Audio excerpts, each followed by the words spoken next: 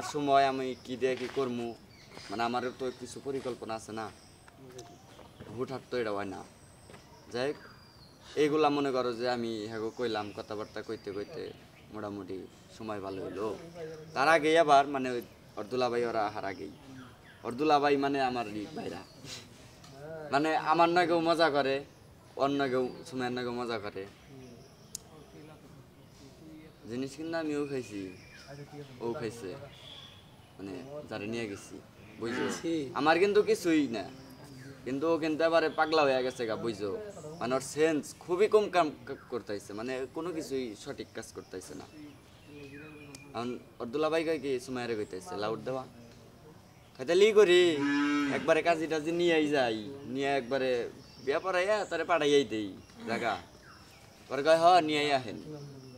আমি জানি যে এটা মজা করতেছে, এটা সিরিয়াস জীবনে হবো না, কারণ আমি সুমাইয়ারে কইছি তোমার আমি ভালোবাসি, তোমাকে আমি নিব, ঠিক আছে, কিন্তু সময় হোক না। এই যে তোমার এলাকায় গেতাইছি বা তোমার আত্মীয় বাড়ি গেতাইছি, ধরো যে বাই চান্স কোন একটা কাহিনী করে ই করলাম তুমি তাইলে ধরো কাহিনী করে ই করাই দিলা, আচ্ছা সুন্দর মতো আমি তোমার বিয়ে করে নিলাম, যেহেতু প্রেম করি ভালোবাসি তাই না, বিয়ে করার ইচ্ছা আছে, কিন্তু তুমি আমার মান সম্মানে আঘাত দিছো।